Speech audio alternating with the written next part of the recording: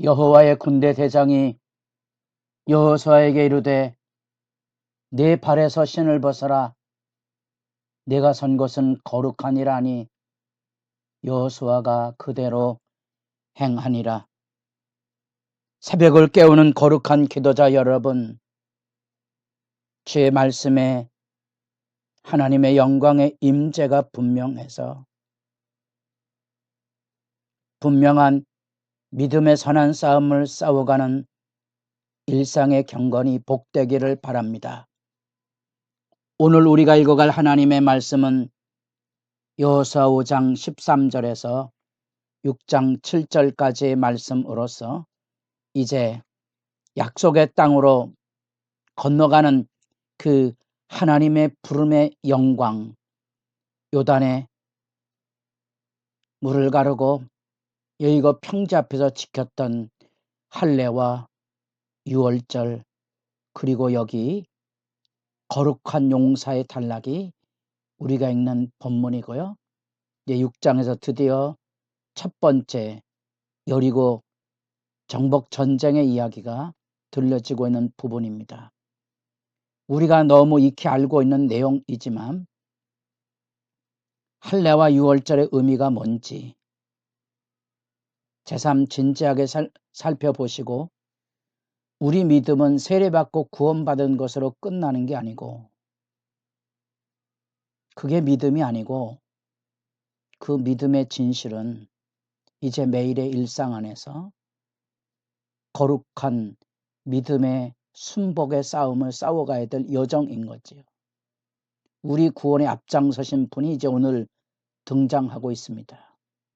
이 전쟁은 약속의 땅을 향한 전쟁은 단순한 정복 전쟁이 아니고 하나님의 심판을 대행하는, 그래서 심판주로서 이 하나님의 영광 앞에 머물러서는 그런 진실이 요구되고 있고, 이 구원 역사는 그래서 여호와의 군대 대장을 만나고 이 분의 지침을 따라 전쟁 수행이 이루어지게 됩니다.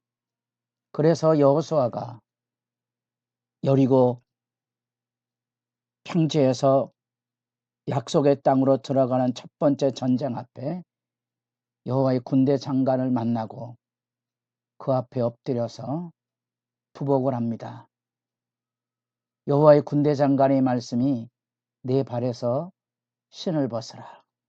그래서 이 구원 역사는 과거의 사건이 아니고 오늘 우리들도 예수 믿고 구원받았다면 여호와의 군대 대장처럼 하나님의 성령의 임재가 우리를 매일 일상 안에서 우리를 깨우고 돌보실 터인데, 그 말씀의 묵상의 복됨, 이 새벽에 굳이 이렇게 하나님의 말씀을 같이 읽어가고 나누는 이유가 뭡니까?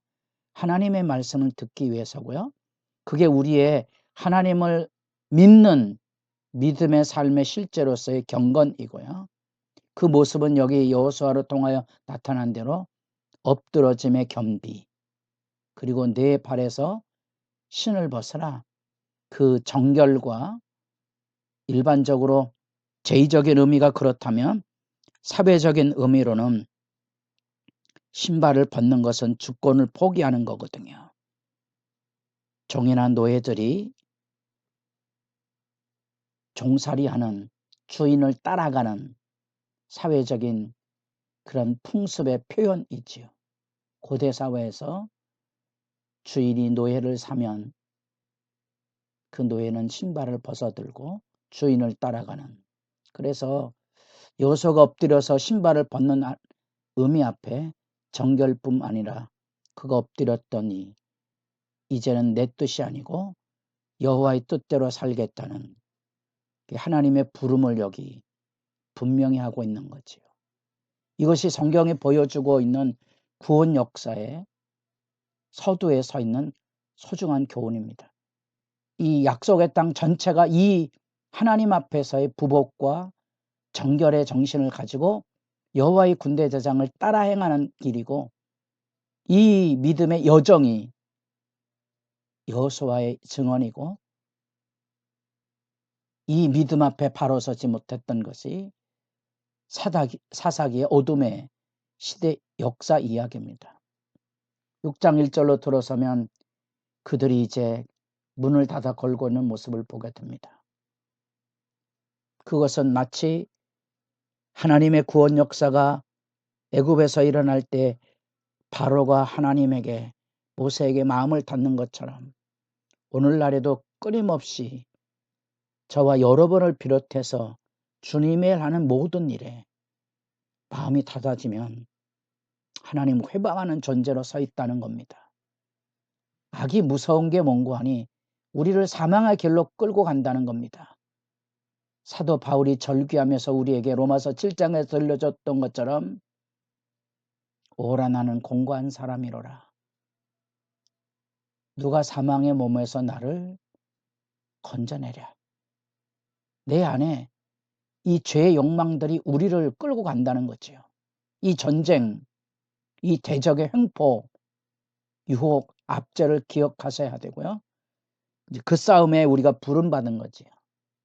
하나님이 이제 구체적인 전쟁의 지시, 거룩한 전쟁의 명령이 들려지게 됩니다.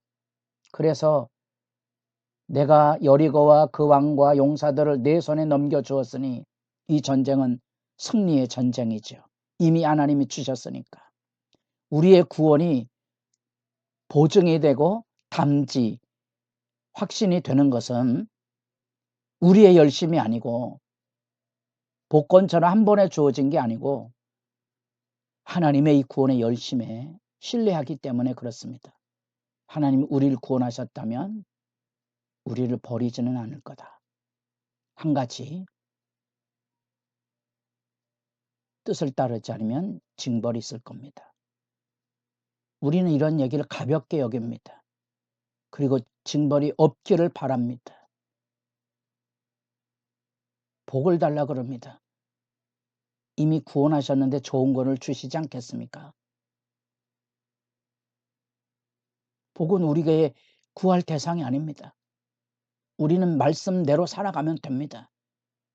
믿음의 승리 앞에 하늘의 유업이 주어져 있기 때문에 우리가 필요한 모든 것들을 하나님께 예비하시고 채우시고 도우실 것이지요. 불신앙의 광야에도 하늘문을 열어서 만나를 먹이셨다면 이 약속의 땅 가나안은 거룩한 노동으로 먹고 사는 건데요. 말씀을 지켜 행하면 이른 비와 늦은 비를 주셔서 풍성한 소득을 거둘 거고요. 그 말씀대로 바로 살지 아니하면 재앙이 쏟아질 거거든요.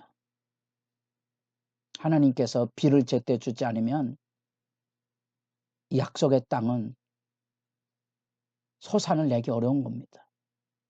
그렇기 때문에 이 전쟁의 지시 사건은 하나님 앞에 살아가는 하나님의 백성의 본분에 대한 교훈입니다.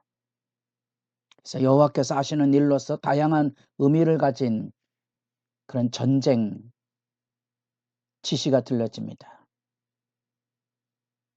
7이란 말이 나오고요. 그래서 첫째에서 여섯째까지는 한 바퀴 돌고요. 7일에는 한 바퀴 더 돌아야 되는데 그때는 7바퀴를 돌아야 되고요. 제사장들이 양각나팔을 불어야 되고요.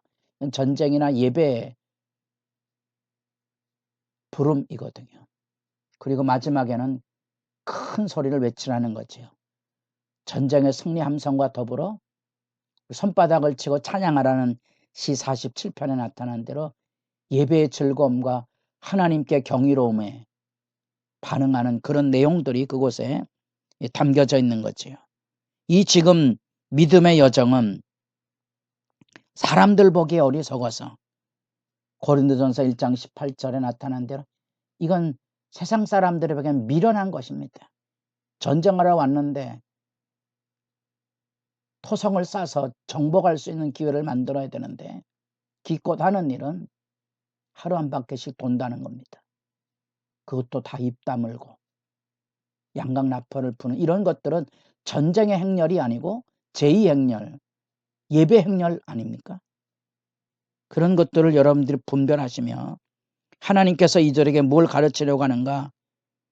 하나님의 권능이 여기 이곳에 나타날 것에 대한 예배 훈련이고 임재에 대한 기대를 일깨워주는 신앙 교본이고 가나안 전쟁의 기본 매뉴얼, 기본 교본으로서도 중요한 의미를 담아내고 있다는 사실입니다. 특별히 큰 소리를 외쳐 부르며 우리는 그 가운데 하나님의 역사가 이루어지기를 예배하고 기뻐하고 즐거워하는 환호성이 그곳에 들려진다는 사실, 우리는 이런 말씀 앞에서 하나님의 주권적으로 이루어하시는 구원 역사가 있다는 것, 우리가 할 일은 순복하며 살아가는 것. 그래서 하나님께서 여호와의 군대 대장을 보이시고 지시를 하십니다. 이 전쟁은 여호와의 전쟁이고 그것은 정복 전쟁이 아니고 여기 나타난 대로 하나님의 말씀 앞에 침묵하며 순종하고 경배하는 예배의 의미를 가지고 있는 제2행렬이죠. 군사적인 행동이 아니지 않습니까? 그 앞에 여호와의 군대 제장을 통하여 엎드려지는 그 모습, 그 안에서 여기 지금 첫 번째 가나안 정복 전쟁의 의미가 밝혀지고 있습니다. 그래서 이 모든 일들은 온 백성이 연합해서 하나님의 말씀 앞에 거룩한 침묵으로 그리고 거룩한 환호성으로 그 역사가 이루어지게 될 것이고요. 이런 경배의 마음을 가지고 하나님 앞에 서는 이 전쟁의 선봉에는 아마도 군사, 제사장, 법궤가 이루어지지만 핵심은 여호와의 법궤가 움직이고 있다는 거지요. 하나님의 말씀, 하나님의 임재가 움직이고 있다는 사실. 우리는 이 하나님의 큰 일을 지금 지켜보는 모습들을 읽어가고 있는 겁니다. 여러분의 삶 안에도 이 말씀과 임재를 지켜보는 경건의 영광이 주 안에서 새롭기를 바랍니다.